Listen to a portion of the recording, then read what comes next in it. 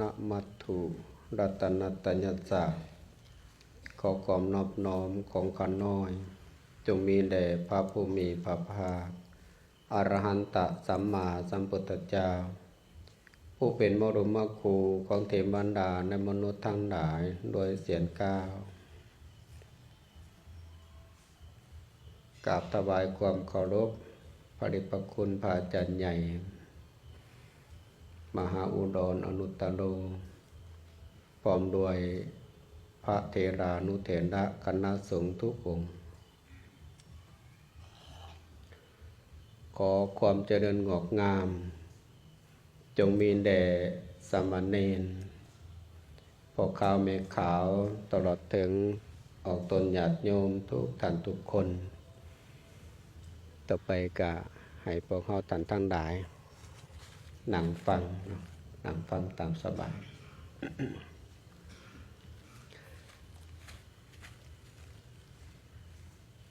ก่อนอื่นต้องขออนุโมทนาบุญในความเสียสละของพระอาจารย์ใหญ่ที่เปิดโอกาสให้แก่คณะครูบาอาจารย์ตลอดถึงพ่อขาวแม่ขาวญาติโยมทั้งหลายได้สร้างกุศลได้สร้างบุญสร้างกุศลก็ขออนุโมทนาบุญกับคณะครูบาอาจารย์ที่เสียสละ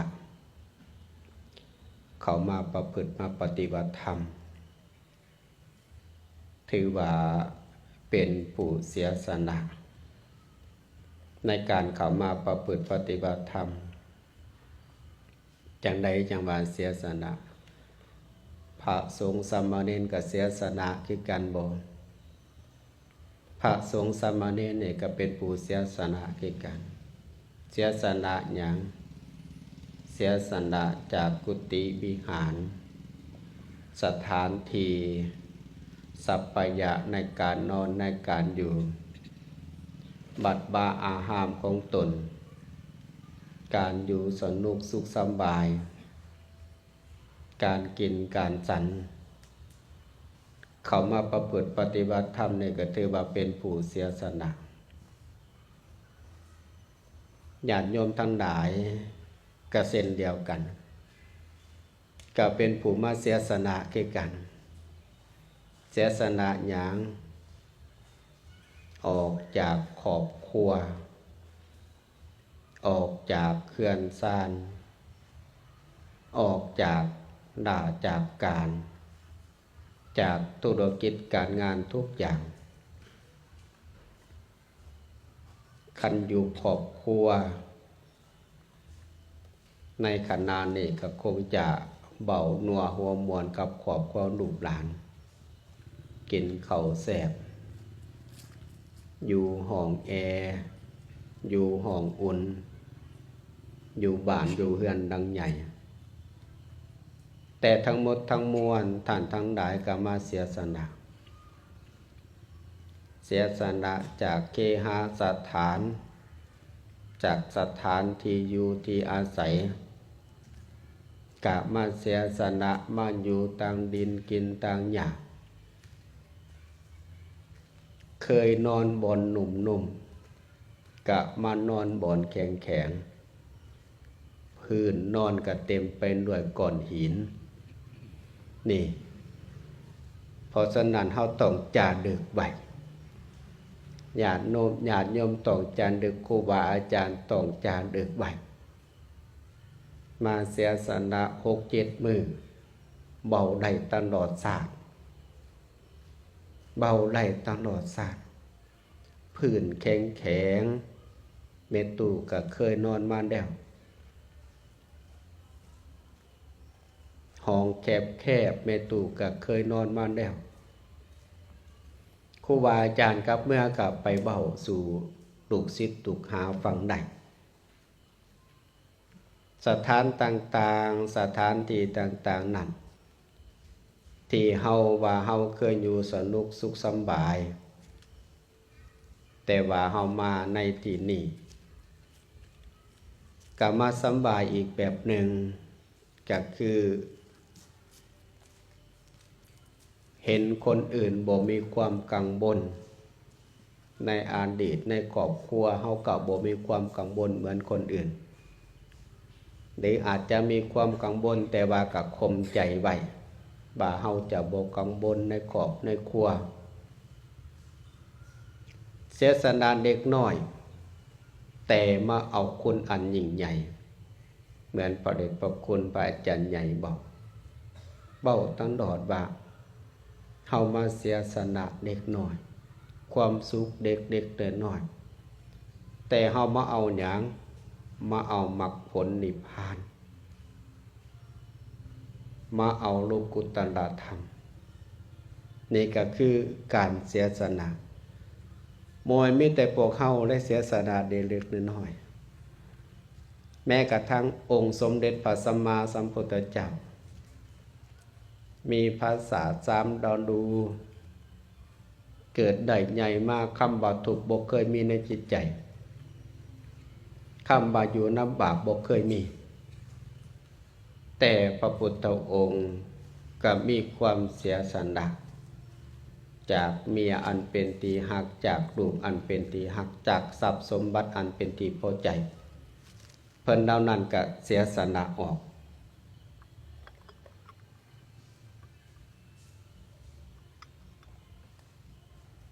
เพราะฉะนั้นเฮาก็เสียสละมาเสียสละคือกัน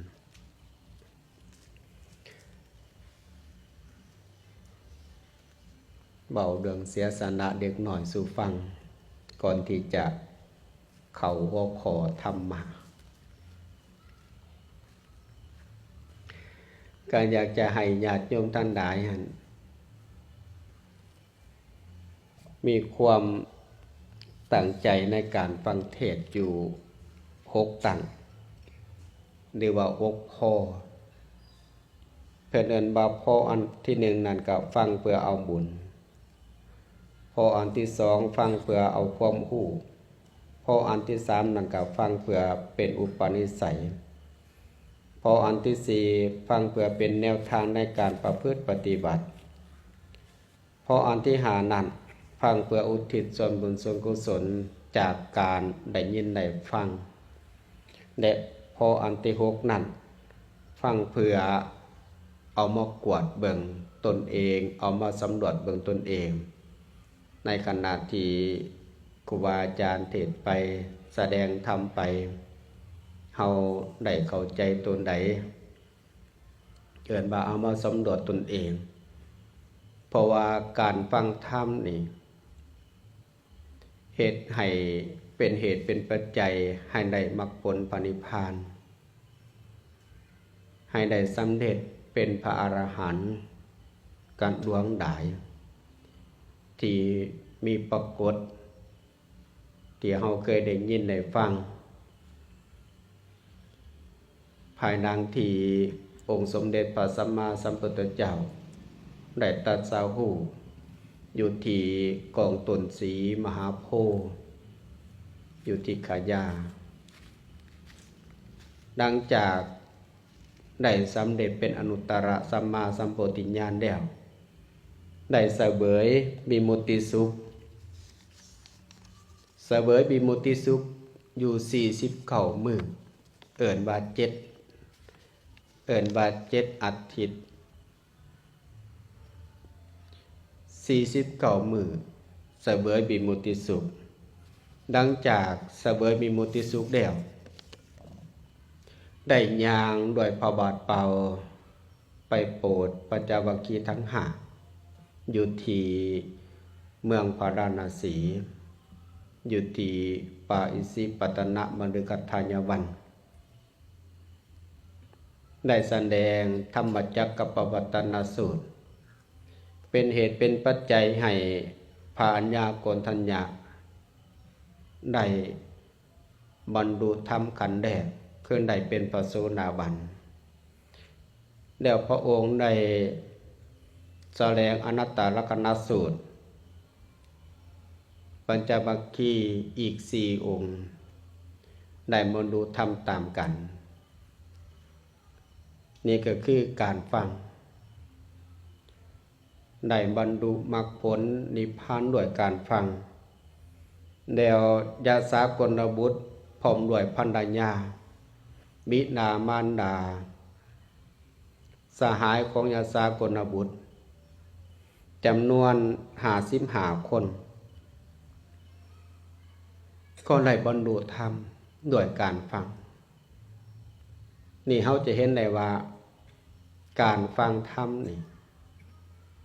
ก็เป็นอีกวิธีหนึ่งเฮ็ดให้ได้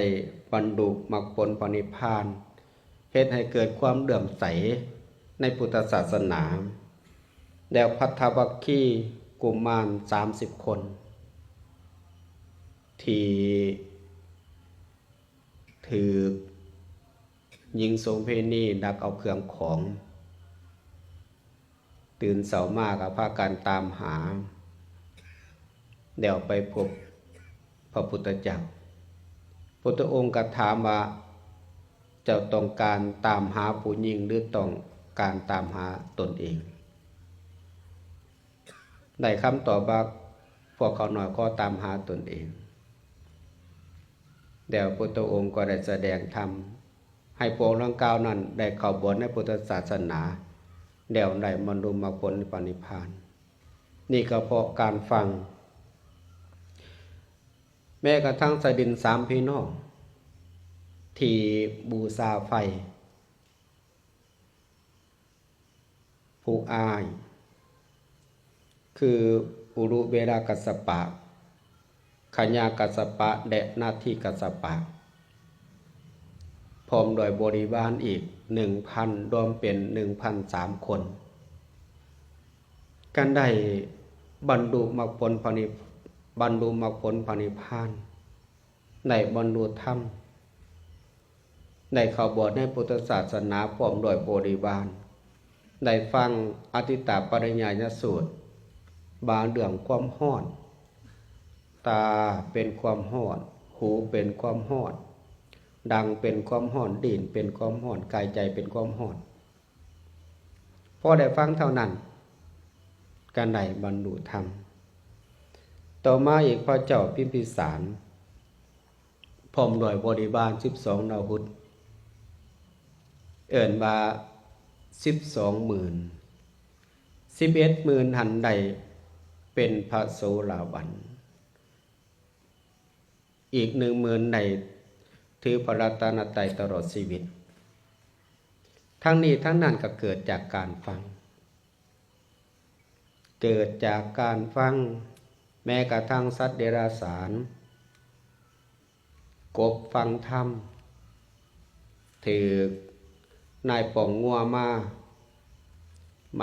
ไม่ซักถึกหัวกบตายไปในขณะฟังธรรมนั้นได้ไปสู่สุคติ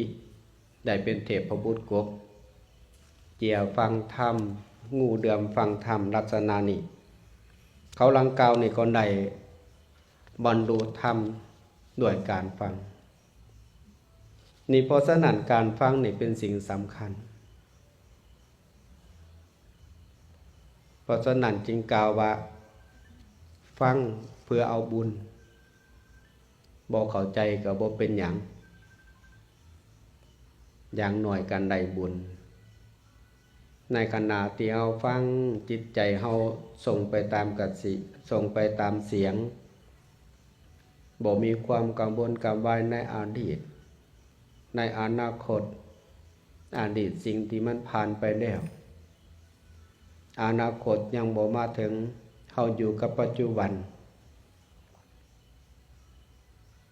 ให้เห็นรูปเห็นนามของเจ้าของนี่เพียงแต่เฮาเข้าใจลักษณะสินี้ก็ถือว่าได้อานิสงส์อย่างมากมายแล้วเพราะฉะนั้นที่ประสูตรที่อยู่ในพระไตรปิฎกเล่มที่22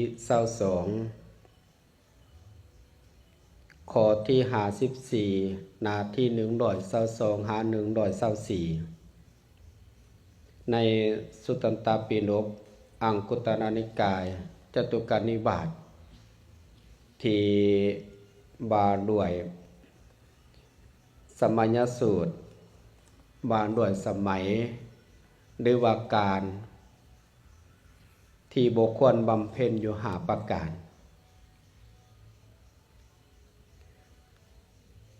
การที่บุคคลบำเพ็ญอยู่5ประการมีหยังแน่ประการที่1นั่นภิกขุในธรรมวินัยนี้เป็นคนแก่ถึกศาสนาครอบงำนี่เป็นสมัยที่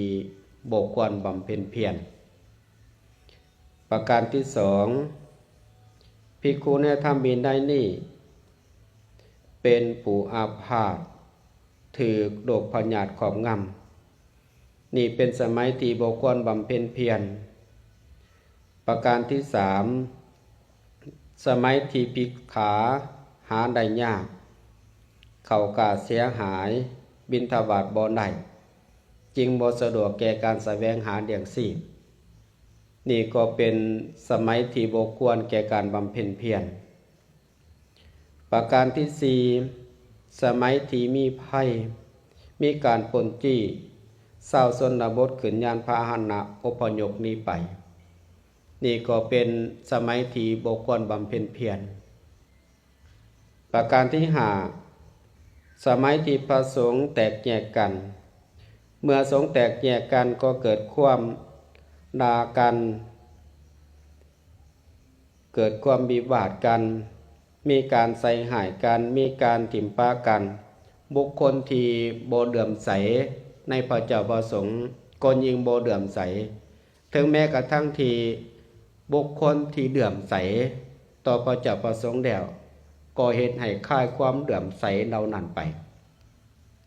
นี่คือสมัยหรือว่าการที่บุคคลบำเพ็ญเพียรที่ว่าภิกขุเป็นคนแก่ถึกศาสนาครอบงำพวกเฮาท่านทั้งหลายมาคิดเบิ่งว่าถ้าเป็นคนแก่แต่ก็มีความศาสนาครอบงำในการดูการลำบากในการย่างการลำบากจะมาย่างจงกรมการลำบากจะมานั่งสมาธิการลำบากเพิ่นจังว่าบ่ควรแก่การบำเพ็ญเพียรแต่ว่าพวกเขาท่านทั้งหลายถึงเขาเองจะเป็นคนแก่ก็ตามจะมีพยาธิเบียดเบียนก็ตามแต่สิ่งทั้งหลายทั้งปวงบ่สามารถที่ว่าจะมาต้านศรัทธาได้เพราะญาติโยมทั้งหลายมาประพฤติปฏิบัติธรรมมาด้วยศรัทธามาด้วยศรัทธามาเสียสละเหมือนที่2ไอ้น้อง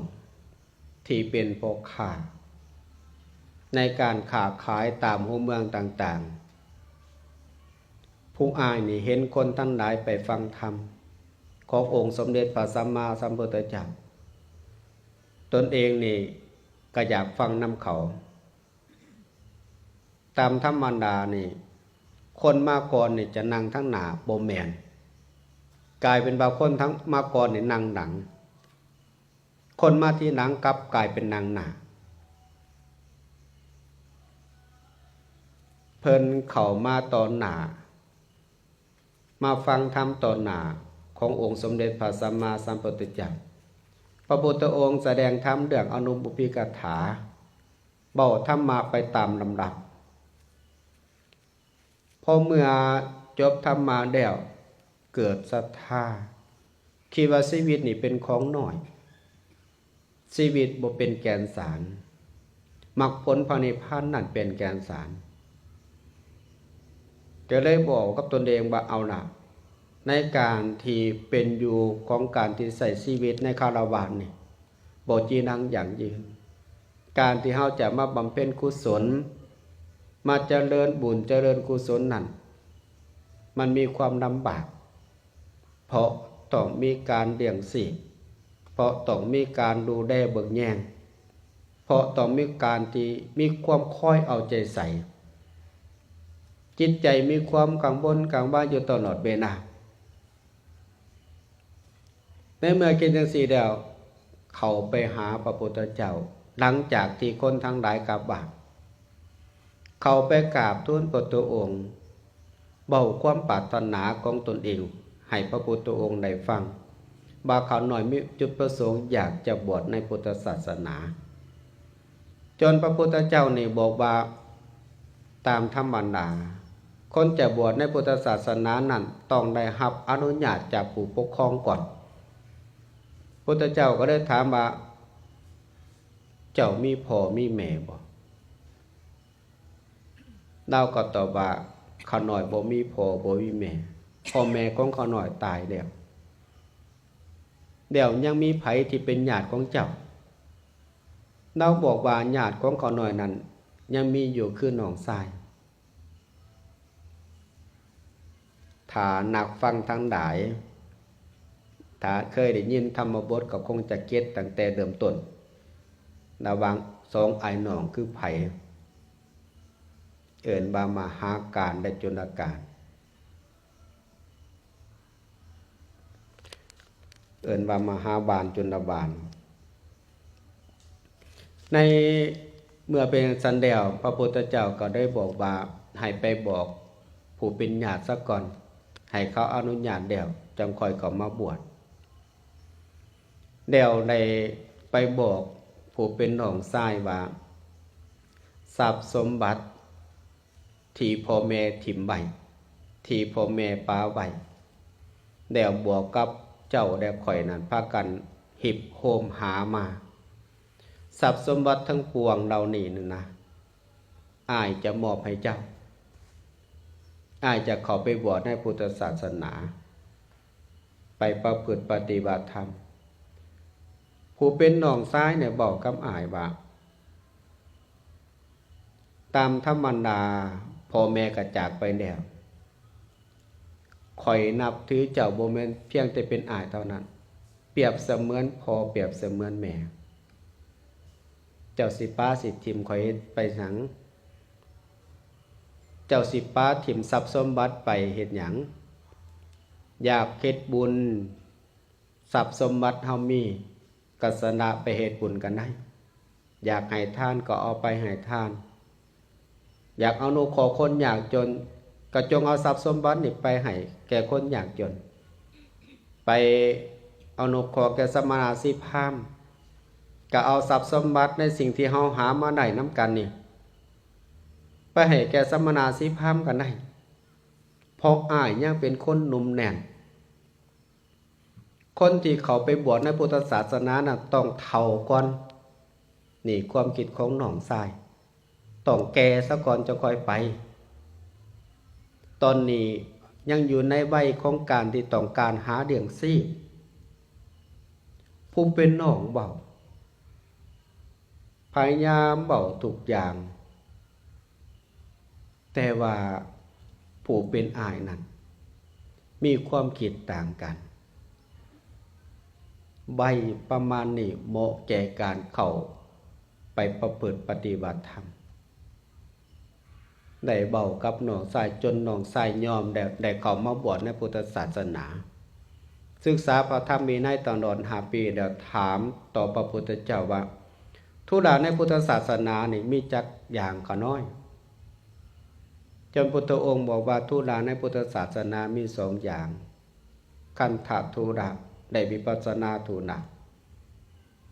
คันธธุระนั่นก็คือต้องมีการศึกษาหำเพียรบวชเข้ามาแล้วต้องศึกษาหำเพียรทางด้านปริยัติธรรมบ่ว่าจะเป็นนักธรรมตรีนักธรรมโทนักธรรมเอกทางภายในปาลีปโท1 2 หดปโท9หรือทางฝ่ายอภิธรรมนี่เพิ่นเอิ้นว่าคันธธุระต้องศึกษาแผนทีในการดำเนินต่อการประพฤติปฏิบัติธรรมบอกลักษณะจังซี่เดี๋ยว วิปัสสนาธุระเป็นอย่างไรพระพุทธองค์ก็ตัดต่อไปว่าวิปัสสนาธุระนั้นก็คือต้องมีการประพฤติปฏิบัติธรรมเป็นผู้มักน้อยกินน้อยเป็นผู้สันโดษบ่คุกคีด้วยหมู่คณะ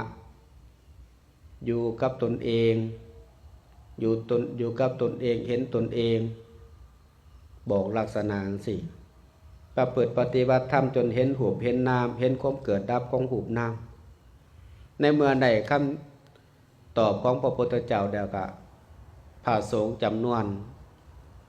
หนึ่งก็พากันไปกราบลาพระพุทธเจ้าไปและก็เลยตั้งจิตในการประพฤติปฏิบัติธรรมในพรรษาตั้งใจว่าในพรรษานี้จะตั้งใจต่อการประพฤติปฏิบัติธรรม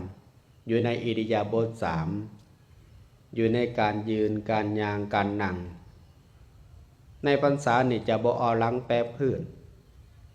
จะบ่นอนจะบ่เอนการนอนจะตั้งอยู่ในอิริยาบถสามอย่าง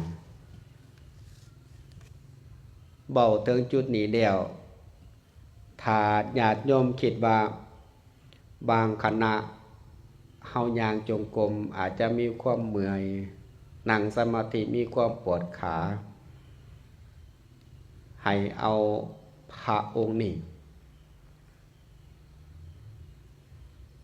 มาเป็นกำลังใจบ่าเพิ่นนี่อยู่ในอิริยาบถสามอย่างด้วยการยืนด้วยการย่างด้วยการนั่งเพิ่นบ่เคยนอนตลอด3 เดือนในการที่บ่เคยบ่นอนนั่นตาบ่รับนอนนั่นเฮ็ดให้เกิดตาบวมเฮ็ดให้เกิดเจ็บตาจนมีโยมผู้หนึ่งซึ่งเป็นหมอในบ้านนั้นประบรณาต่อพระเจ้าประสงค์ว่าถ้าพระเจ้าประสงค์มีความเจ็บป่วยอย่างใดข้าหน่อยขอประวรณาในการเป็นป่วยถ้ามีความเจ็บป่วยแล้วก็แจ้งให้แก่ข้าหน่อยรับทราบเดี๋ยวมีพระสงฆ์ที่เป็นหมู่กันได้แจ้งให้โยมหันบอกว่ามีพระองค์หนึ่งเจ็บป่วยในขณะนี้เจ็บดวงตาหมอนั่นก็เป็นหมอดีก็ฝนยามาให้เพื่อจะเอายามาหยอดใส่ตาในการที่หยอดนั่นแล้วก็นั่งหยอดตามปกติคนหยอดตาต้องนอนหยอดแต่ว่าพระเพิ่นนั่งหยอดในขณะนั่งหยอดแล้วเพิ่นก็ได้มาน้อมว่าเฮาจะเอาดวงตาหรือเฮาจะเอาธรรมได้คำตอบว่าเอาธรรมดีกว่าเอาดวงตาก็ได้ตั้งใจต่อการประพฤติปฏิบัติเบาข่าวให้ฟังว่าทูลาของพุทธศาสนาแล้วในข้อที่1นี่ที่ว่าภิกขุในธรรมวินัยนี่เป็นคนแก่ถึกศาสนาครอบงำเป็นสมัยที่บ่ควรแก่การบำเพ็ญเพียรแล้วข้อที่2นี่ภิกขุในธรรมวินัยนี่เป็นผู้อาพาธถูกพยาบาทถูกโรคถูกพยาธิเบียดเบียนคนอาพาธนี่มาปฏิบัติธรรมได้บ่ได้คือกันแต่ว่ามันบ่สมบูรณ์คือคนอื่นแต่คันเฮาอยู่ด้วยศรัทธาไปบ่ไหนก็ตามโอกาสเวลามานั่งฟังธรรมเห็นคนอื่นอย่างจงกรมเห็นคนอื่นนั่งสมาธิกะสาธุอนุโมทนาบุญตั้งจิตเป็นบุญตั้งจิตเป็นกุศลตั้งจิตอนุโมทนาบุญกับคนอื่นแต่ถ้าพระเจ้าประสงค์เป็นผู้อาพาธมันก็มีความบ่สะดวกต่อการย่างมีความบ่สะดวกต่อการนั่งแต่เจริญบุญเจริญกุศลได้บ่กันได้คือกันให้เอาเห็นความเกิดความดับของห่างกายแม้กระทั่งมีเมออกผู้หนึ่งที่อยู่ประเทศพม่าเ พิ่นนี่เป็นโรคมะเร็งแล้วก็เป็นคนมีฐานะเป็นโรคมะเร็งนั่นจนห้องหมอเขาบอกว่าปัวบ่ได้แล้วไปห้องหมอไหนก็บอกว่าปัวบ่ได้แล้วให้กลับไปนอนตายอยู่เฮือนบอกระยะเวลาของการที่จะตายพร้อมแต่ว่าไม่ออกนั่นกลับมาเฮือนแล้วก็บอกกับผู้เป็นพ่อเป็นแม่ก่อนสิตายนี่นะอยากไปฟังธรรมอยากไปปฏิบัติธรรมเพราะว่าอยู่มันก็รอท่าตายเพราะได้ยินแต่คนอื่นเขาว่าวิปัสสนาทูนดาวิปัสสนาทูนดาเป็นแบบไหนก็ได้ตั้งบอกกับผู้เป็นพ่อเป็นแม่พ่อแม่ก็อนุญาตให้ไปโดยการที่ว่ามีคนคอยหับใส่นั่งกับบนั่งกับโมได้แต่นอนได้แต่อยู่อิริยาบถนอนนั่งบ่ได้ยืนบ่ได้เวลาไปปฏิบัติธรรมในหมู่ต้องหามไปคนหับใส่ต้องหามไปเดี๋ยวเอาไว้อยู่ไกลๆหมู่แล้วก็นอนอยู่สั่นครูบาอาจารย์บอกวิธีการกำหนดอาการเจ็บกับกำหนดอาการเจ็บบนใดปวดบนใดมีความทุกข์บนใดกำหนดอาการเหล่านั้นกำหนดไปผ่านไป15 มื้อด้วยการที่ว่าห้ามไปห้ามมาอยู่สั่นน่ะเกิดนั่งได้สามารถที่ปกครองเจ้าของเกิดมานั่งได้นั่งได้ก็ตั้งใจในการบำเพ็ญเพียรพอบอกความทุกข์นี่คิดว่าตนเองนี่ประสบความทุกข์มากพอสมควรตลอดชีวิตบ่เคยถูกเทิงขนาดนี้ทางด้านห่างกายในการเจริญบุญกุศลเท่านั้นน่ะในการกำหนดจดจ่อต่อเนื่องตั้งแต่ตื่นนอนจนกระทั่งรับนอนเฮ็ดจังสันตลอดมื้อสุดท้ายมาสามารถประคองเจ้าของยืนได้เป็นเหตุเป็นปัจจัยเจ้าของย่างได้ย่างจงกรมน้ำหมู่ได้นั่งสมาธิน้ำหมู่ได้จนจบโครงการแล้วเฮ็ดให้ตนเองนี่หายพยาธินี่ก็คือวิปัสสนาทูนะสามารถที่ว่าจะปัวคนได้โดยแนวทางของสติปัฏฐาน4แล้วข้อที่3ในสมัยที่ภิกขาจารย์สมัยที่ภิกขาหาได้ยากเข้ากะเสียหายบิณฑบาตบ่ได้จึงบ่สะดวกแก่การหาเลี้ยงชีพข้อที่3นี่ก็สำคัญยิ่งคิดว่าญาติโยมทั้งหลายถ้าเป็นสมัยที่อึดสมัยที่ลำบากเฮาท่านทั้งหลายจะมานั่งรวมกันจะสิบ่ได้พระเจ้าประสงค์ออกบิณฑบาตบ่ได้อาหารการแก้วการฉันบ่เพียงพอเพราะว่าการประพฤติปฏิบัติธรรมนี่กำลังของกายนั่นก็คืออาหารเป็นจังเอิ้นเป็นหนึ่งเลยหนึ่งนั่นคือหยังก็คืออาหารนั่นก็คือหยังข้าวน้ำโภชนะอาหารทางกายถ้าเฮาท่านทั้งหลายในการประพฤติปฏิบัติธรรมบ่มีอาหารมาเลี้ยงดอกกายมาหล่อเลี้ยงทั้งด้านกายย่างก็บ่ได้จะลุกย่างใส่เวลา50 นาทีหรือว่า1 ชั่วโมงก็ไปบ่ได้เพราะว่าห่างกายของเฮาขาดสารหล่อเลี้ยงมันต้องมีอาหารหล่อเลี้ยงในเมื่อเขากล้าเสียหายพระเจ้าประสงค์บิณฑบาตบ่ได้มันก็บ่เหมาะแก่การบำเพ็ญเพียรบ่เหมาะแก่การเจริญภาวนาญาติโยมจะมาประพฤติปฏิบัติธรรมนี่ก็มาบ่ได้เพราะแม้กระทั่งอยู่เฮือนก็บ่มีอันจะกินมานี่ก็ยิงไปก่อนใหญ่สมัยที่ภิกขาเรียกว่าอาหารนี่ ตกเขียเสียหายหรือบ่มีบิณฑบาตบ่ไหนนี่กับบ่เหมาะแก่การบำเพ็ญเพียรสีนี่สมัยที่มีไฟมีภัยมีการป่นจี้ชาวบ้านอุปยคหนีไปนี่ก็บ่เหมาะแก่การบำเพ็ญเพียรด้วยกันส่วนที่มีขาศึกโจมตีสถานที่มีการปุ่นการตีสถานที่บ่สงบสถานที่มีความบุญความบายเฮานึกคิดเบิ่งในใจว่าเฮาสิไปนั่งณท่ามกลางของพวกรังกาวนี่จิตใจของเฮานั่นน่ะมันสิสงบบ่จังน้อยก็ต้องระบาดระแวงลูกปืนมันสิลอยมาทางหน้าหรือทางหลังชาวบ้านชาวเมืองมีความทะเลาะวิวาทกันพระเจ้าประสงค์อยู่ในวัดในว่าบ่มีความสมานสามัคคีกันอย่างนี้ก็บ่เหมาะแก่การบำเพ็ญเพียรคือกัน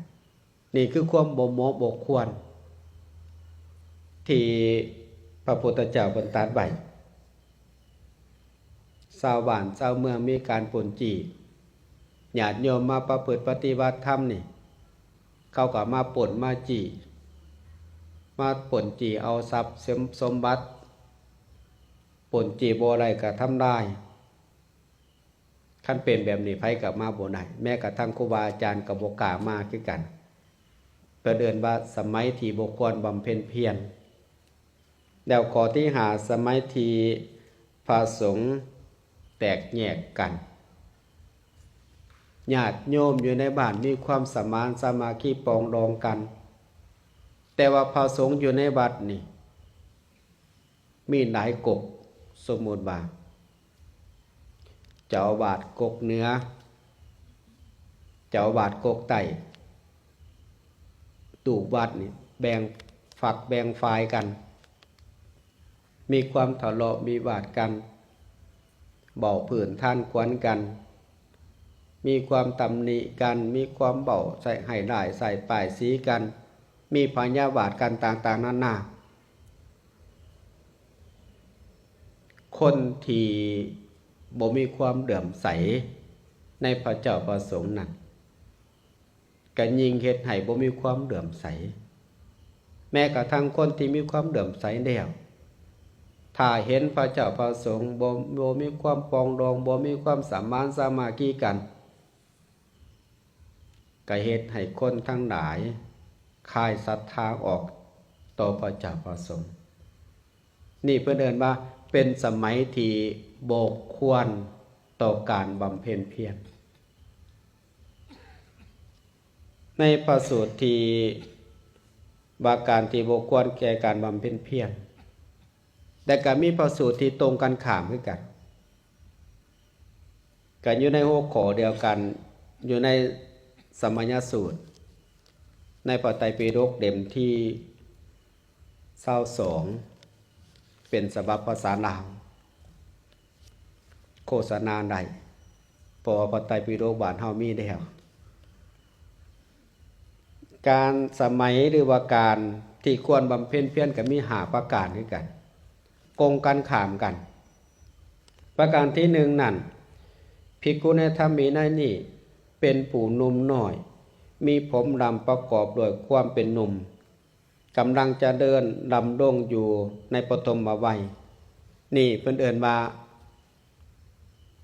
ควรแก่การบำเพ็ญเพียรนี่เว้าถึงความเป็นหนุ่มคนหนุ่มลักษณะจังได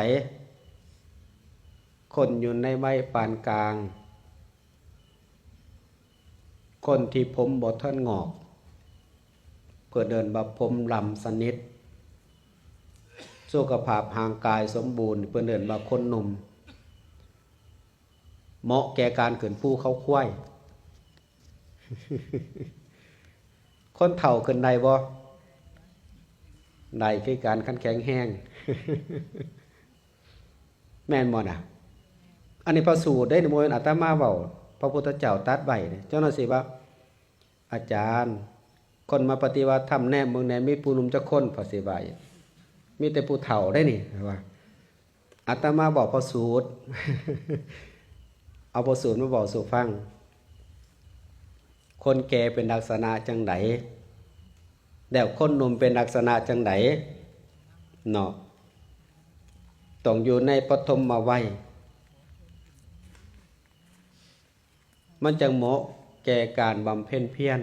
อันนี้เป็นเบาหนุ่มความเหมาะกับความบ่เหมาะแล้วข้อที่สองนี่ภิกขุในธรรมวินัยนี่เป็นผู้มีอาพาธน้อยมีโรคเบาบางประกอบด้วยธาตุไฟสำหรับย่อยอาหารสม่ำเสมอบ่เย็นหลายบ่ร้อนหลายอยู่ในปานกลางพอดีพอดีนี่ก็คือเป็นผู้บ่มีอาพาธเรียกว่ามีโรคกับมีโรคเบาบางมีโรคเล็กน้อยประกอบด้วยธาตุไฟสำหรับย่อยอาหารนี่ก็เป็นคนหนุ่มคือกันน่ะเป็นคนหนุ่มที่บ่มีโรคบ่มีพยาธิเข้าเบียดเบียนถ้าคนที่มีโรคมีพยาธิเข้าเบียดเบียนนั่น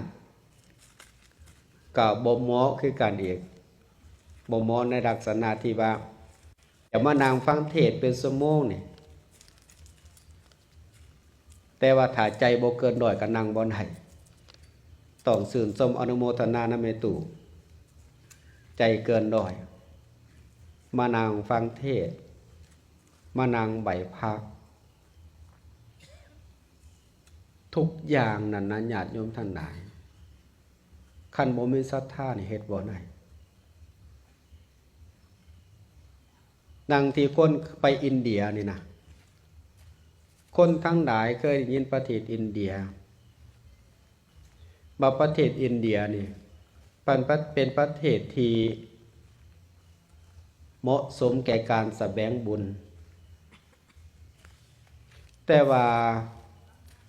คันคนบ่มีทรัพย์ก็ไปบ่ได้บางคนมีทรัพย์แล้วแต่ว่าบ่มีศรัทธาก็ไปบ่ได้บางคนมีทรัพย์แต่สุขภาพบ่สมบูรณ์ก็ไปบ่ได้ถึงสุขภาพสมบูรณ์แต่ว่าศรัทธาบ่เกิดก็บ่สามารถที่ว่าจะไปได้คนที่ไปประเทศอินเดียได้1มีทรัพย์2มีกำลัง3มีศรัทธาต้องมีสิ่งดังกล่าวนี่จังไปได้อันนี้ก็เส้นเดียวกันคนที่มาประพฤติปฏิบัติธรรมต้องเป็นคนที่มีสุขภาพดีถึงสุขภาพบ่ดีแต่ว่าต้องใจดีเชื่อว่าญาติโยมท่านหลายมาปฏิบัติธรรมนำกันอยู่ในที่นี้เป็นคนใจดี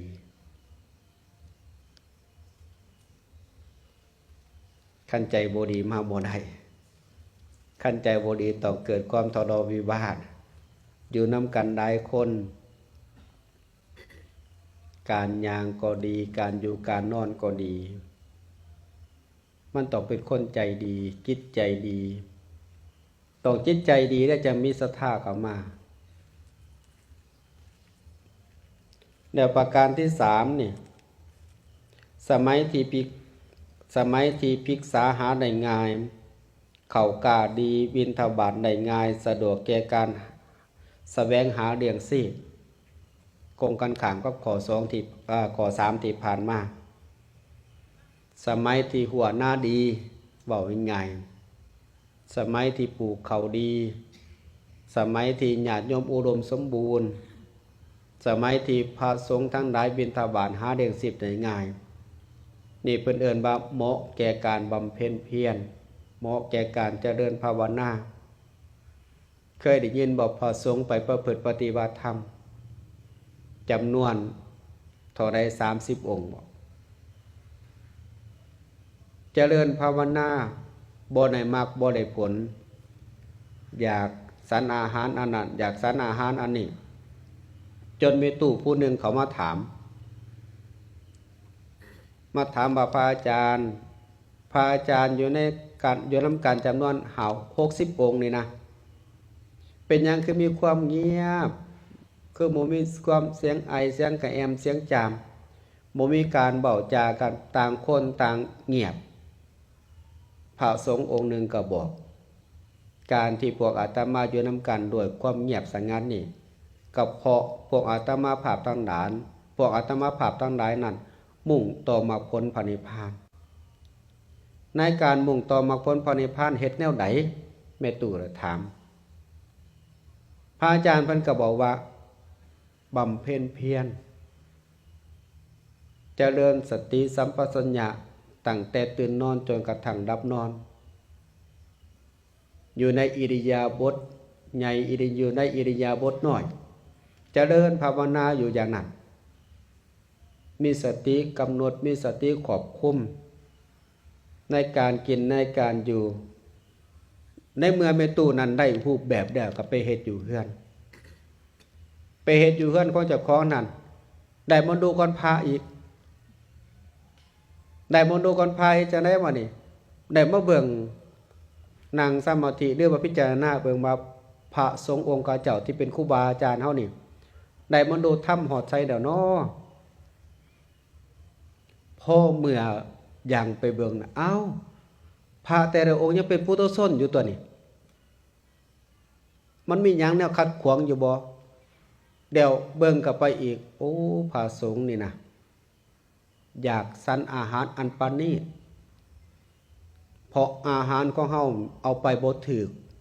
ปากบ่ถูกจริตเพิ่นในเมื่อเป็นเช่นแล้วพระสงฆ์องค์นี่คิดจังไดในตอนกลางคืนเมตุนี่เอาอาหารอย่างนี้ไปให้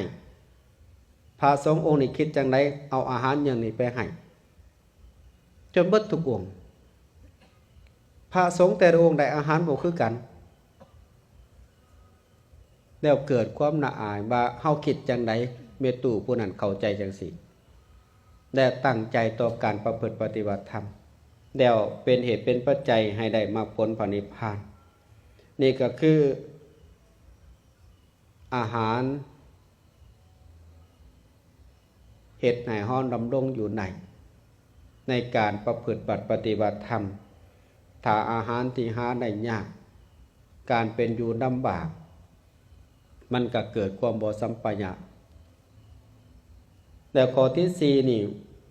สมัยที่คนทั้งหลายพร้อมเพรียงกันชื่นชมกันบ่ทะเลาะวิวาทกันเปรียบเหมือนนมกั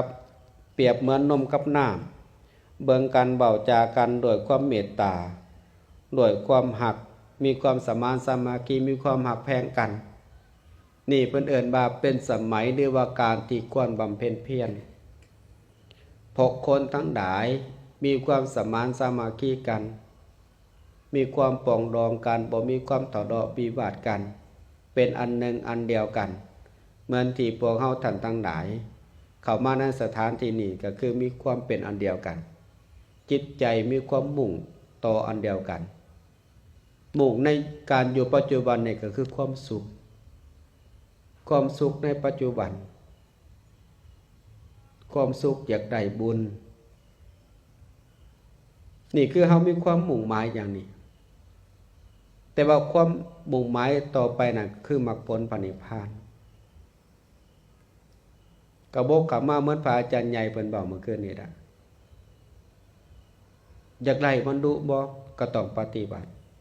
อยากได้ความสุขบ่ก็ต้องปฏิบัติมีปฏิบัติอย่างเดียวเท่านั้นล่ะ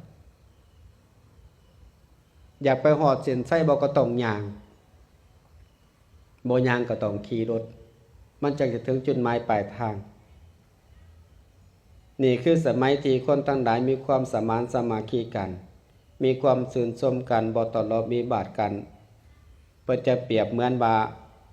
นมกับน้ำมีความเข้ากันได้ดีก็จึงจะเฮ็ดให้การประพฤติปฏิบัติธรรมเป็นไปได้ง่ายคนเฮาท่านทั้งหลายนี่ถ้าผู้ใดผู้หนึ่งมีความคิดที่เป็นแบบขุ่นมัวคันคนเป็นคนจิตใจที่มีความขุ่นมัวเนี่ยเป็นลักษณะจังไดก็สิไปหาผู้นี้ก็สิเว้าลักษณะจังซี่ก็สิไปอยู่แย่งตะแคงด้วยเหมือนที่เพิ่นเว้าน่ะไปซับซ้อนนินทาไป ไปเบาในสิ่งที่บ่ดีเหมือน3-4อ้ายเอ่ยน้องที่อยู่นำกันหั่นมีน้องผู้สาวผู้หนึ่งนี่เราเอิ้นว่าสาวผู้นี้นี่เป็นคนที่สวยงามแต่ว่าเป็นคนปากบ่ดีหน่อยหนึงไปบอนใดนี่ก็เว้าซับซ้อนนินทาเว้าผื่นท่านควรความบ่ดีเอาความดีก็เว้าความบ่ดีจนออกฮ้อนออกด้นบ้านเมืองจนเป็นเหตุเป็นปัจจัยพ่อแม่เกิดความน่าอาเกิดความน่าอายก็เอารองแพ้ซะคันสิขาทิ่มกับที่ตนศาสตร์เอารองแพ้ไปรองแพ้ไปพวกชาวประมงน่ะก็เห็นด้วยความอีรูตนศาสตร์แนมว่าเราเป็นคนจบคนงามอยู่ก็เอาขึ้นมาทั้งเฮือขึ้นมาทั้งเฮือแล้วก็เฮ็ดให้พวกชาวประมงแตะก่อนก็มีความสุขดีแต่พอเมื่อผู้หญิงคนนี้ขึ้นมาทั้งเฮือเป็นจังได๋มีความทะเลาะวิวาทกันมีความตอกหน่อยตอกใหญ่อยู่ลักษณะจังซี่จนเขามาคิดว่าโอ้หย่อนสงสัยมันหย่อนนางอันนี้ล่ะก็ได้ว่าเอาเราลองแพ้คือเก่าซะเอาลองแพ้ไปนกสองผัวเมียน่ะแนมเห็นเกิดที่ตนศาสตร์ก็ได้ไปขาบกิ่งไม้นั้นมาลงย้อนเอานางนั่นขึ้นมาด้วยความที่ว่าปากเล่านั้นปากคั้นปากหยิบอันนั้นเท่าเขาไปหาผู้ผัวนั่น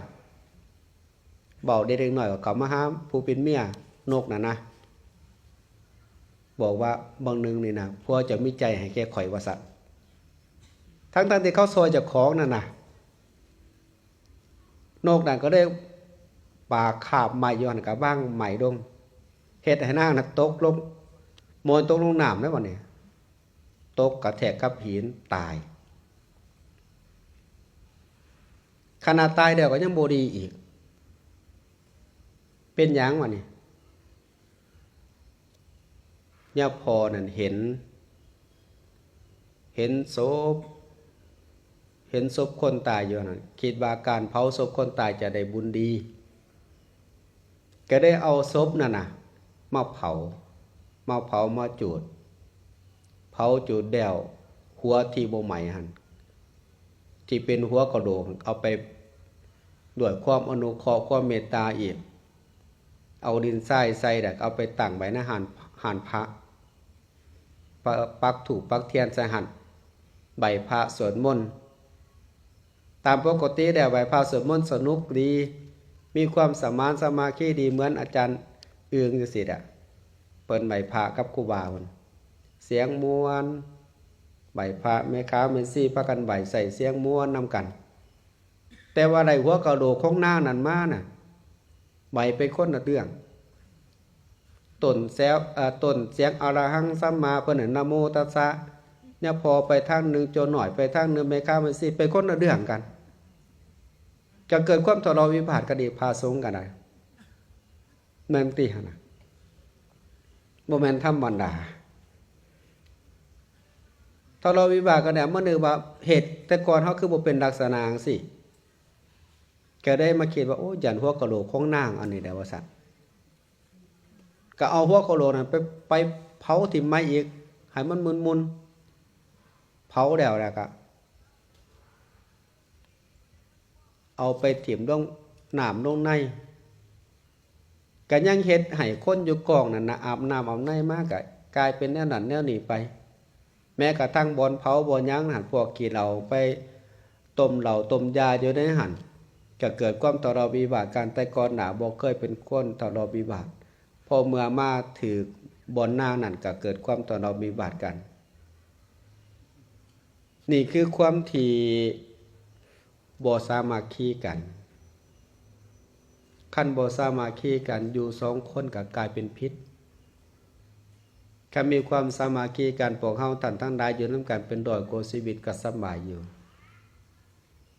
เพราะต่างคนต่างเฝ้าระวังจิตใจตนเอง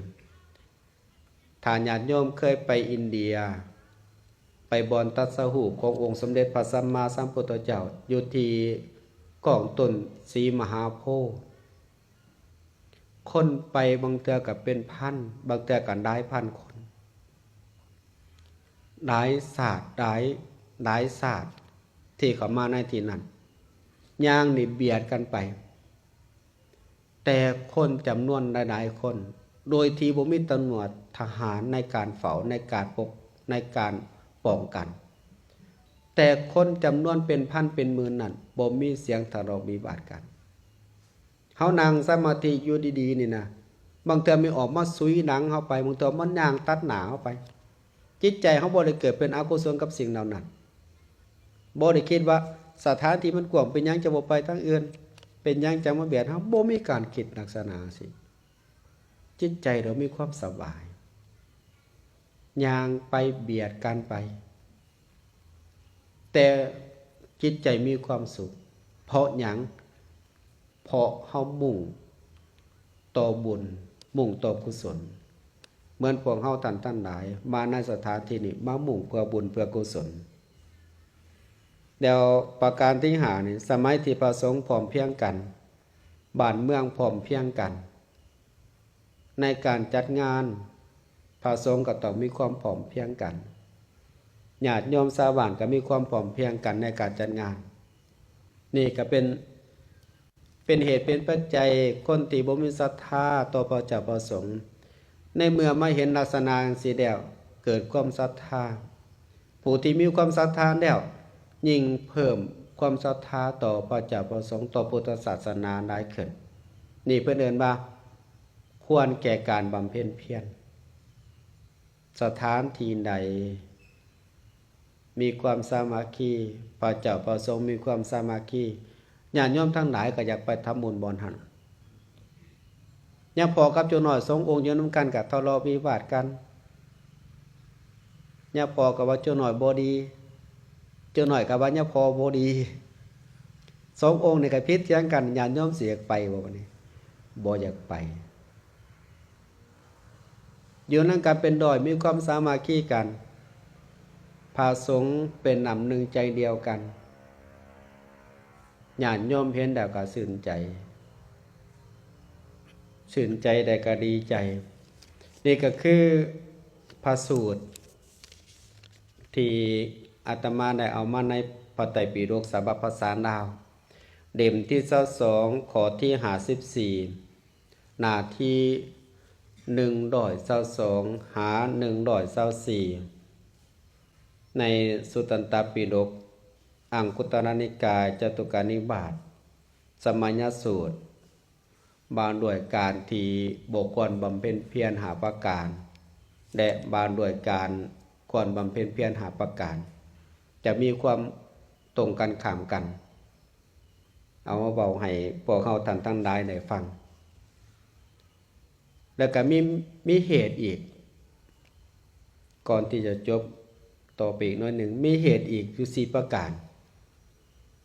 เหตุ4ประการที่พระพุทธเจ้าเฮ็ดบ่ได้นี่นะพวกเฮาท่านทั้งหลายอาจจะคิดว่าเป็นไปได้บ่พระพุทธเจ้าเฮ็ดบ่ได้ได้รับสัพพัญญุตญาณมีหยังในโลกที่พระพุทธเจ้าเฮ็ดบ่ได้แต่มันก็มีอยู่4ประการประการที่1นี่เพิ่นเอิ้นว่าตถาคตบ่สามารถที่ว่าจะเปลี่ยนแปลงวิบากกรรมผู้ใดผู้หนึ่งได้ผู้ใดสร้างกรรมอันใดไว้ผู้นั้นต้องได้รับกรรมเองเพราะบ่มีไผแทนกันได้นี่ข้อที่1นี่พระพุทธเจ้าบ่สามารถที่ว่าจะไปเปลี่ยนแปลงวิบากกรรมของคนใดสร้างกรรมใดก็ยอมได้รับกรรมนั้นยาทิสังรัปปเตปิสังตาทิสังรัปปเตภรังกันดญาณกาดิกันดญาณังปาปกาดิจะปาปกังบุคคลบานพืชเช่นใดยอมได้ผลเช่นนั้นทำความดียอมได้ความดีทำความชั่วยอมได้ความชั่วนี่คือวิบากกรรมที่องค์สมเด็จพระสัมมาสัมพุทธเจ้าบ่สามารถที่ว่าจะไปเปลี่ยนแปลงวิบากกรรมของคนใดตนเองเท่านั้นที่จะเปลี่ยนแปลงของตนเองข้อที่2นี่ ปัญญาให้กันบ่ได้ต้องฝึกฝนเอาเองจึงจะเกิดปัญญาได้ปัญญาเนี่ยก็ให้กันบ่ได้เมตู่มาในสถานที่นี้ต่างจิตอธิษฐานบอกโพตู่อยู่เฮือนบอกลูกหลานอยู่เฮือนสาธุเด้อข้าพเจ้าย่างจงกรมข้าพเจ้านั่งสมาธิให้ผู้อยู่เฮือนอยู่ซ่านนั้นให้เป็นผู้มีสติปัญญาข้าพเจ้าฟังเทศน์ฟังธรรมก็ให้ผู้อยู่เฮือนนั้นมีสติปัญญาคือข้าพเจ้าเด้อเป็นไปได้บ่ได้เพราะปัญญาเนี่ยต้องสร้างเอาเองต้องเฮ็ดเองต้องประพฤติปฏิบัติทำเองปัญญาเกิดจากหยังเกิดหลายหนทางหนึ่งในหานคือสุตตามยปัญญาปัญญาเกิดจากการฟังนี่ก็เป็นปัญญาต้องสร้างเองกระทำเองลงมือเองจังจะได้3ความสิวินัยของธรรมะบ่สามารถสื่อทางภาษาใดได้ความจริงแท้ในจักรวาลต้องใส่การปฏิบัติเป็นหนทางเดียวเท่านั้นเพื่อพิสูจน์ความจริงนี่ก็คือความสิวินัยของธรรมะบ่สามารถสื่อทางภาษาใดได้ต้องมีหนทางเดียวก็คืออริยมรรคมีองค์8เป็นหนทางที่พิสูจน์ได้ข้อที่4นี่คนบ่มีวาสนาที่ดีต่อตถาคตธรรมะจึงบ่สามารถเข้าถึงใจของเขาได้ตถาคตก็โปรดเขาบ่ได้เพิ่นจังเว้าไว้ว่าฝนแม่นว่าจะตกทั่วท้องฟ้าก็ยังบ่เกิดประโยชน์กับต้นหญ้าที่บ่มีรากธรรมะคำสอนขององค์สมเด็จพระสัมมาสัมพุทธเจ้าแม่นว่าจะกว้างใหญ่ไพศาลก็ยากที่จะโปรดคนที่บ่มีวาสนาพวกเฮาท่านทั้งหลายนี่เป็นผู้มีวาสนานอกจากมีบุญแล้วเป็นผู้มีวาสนาตื่มบางคนมีบุญแต่บ่มีวาสนาเห็นบ่ฮะว่าโอ้ยข้าพเจ้าบุญมีอยู่แต่วาสนาบ่ถึงวาสนาบ่ฮอดได้ยินเขาว่าบ่หันปฏิบัติธรรมบ่นี่ปฏิบัติธรรมอยากจะไปได้แต่ย่อมืออนุโมทนาได้แต่ฝากปัจจัยไปกับคนอื่นเอาเฮ็ดบุญเพื่อข่อยแน่ข่อยบ่มีโอกาสบ่มีเวลาได้แต่ซ้ำนี่แต่ว่าวาสนาบ่มีพระพุทธเจ้าก็จะบอกว่าฝนนี่นะถึงจะตกตัวท้องฟ้าก็ตามดอกไม้ที่เฮามาปักนี่ที่บ่มีรากก็บ่สามารถที่ว่าจะงอกงามได้คนบ่มีวาสนาต่อตถาคตก็เช่นเดียวกันตถาคตก็โปรดเอาบ่ได้เพราะฉะนั้นในการที่ขน้อยอาตมาภาพได้เบาธรรมะมาก็คิดว่าจะสมควรเก็บเวลาเพราะว่าพวกเฮาทั้งหลายก็นั่งกันมาตั้งแต่หัวแดงตั้งแต่5 โมงครึ่งจนเท่าปัจจุบันนี้ในการที่ขน้อยอาตมาภาพได้กล่าวธรรมะสิ่งใดที่ขน้อยได้รวบรวมจากพระสูตรได้รวบรวมจากสติปัญญาสิ่งใดที่เกิดเป็นปัญญาสิ่งใดที่เกิดเป็นบุญก็ขอแบ่งบุญแบ่งกุศลทั้งหมดทั้งมวลให้แก่พ่อแม่ครูบาอาจารย์ตลอดถึงพระเจ้าประสงค์ทุกอัตทุกองค์ให้มีส่วนในการที่เขาหน่อยได้ค้นคว้าได้ศึกษาได้รวบรวมด้วยสติปัญญาและโดยการที่ได้สร้างได้ศึกษาที่เกิดจากสติปัญญาก็ขอแบ่งบุญแบ่งกุศลให้แก่พวกข้าวแม่ขาวตลอดถึงศรัทธาญาติโยมผู้อุปถัมภ์อุปถากในโครงการและพวกความแม่ครัวทุกท่านทุกคนให้เป็นผู้มีส่วนร่วมด้วยกันโดยอนุภาพคุณพระศรีรัตนตรัยขอให้ท่านทั้งหลายหายพยาธิโรคาให้มีอายุวรรณะสุขภละปฏิภาณธนสารสมบัติธรรมสารสมบัติกิจหนึ่งปรารถนาใดที่เป็นไปโดยชอบประกอบโดยสุจริตธรรม ขอความคิดความปรารถนาเรานั้นจงพันสำเร็จด้วยกัน จงทุกทานทุกคนเทิน ก็จะปรินิพพานไปตู้ธรรมดา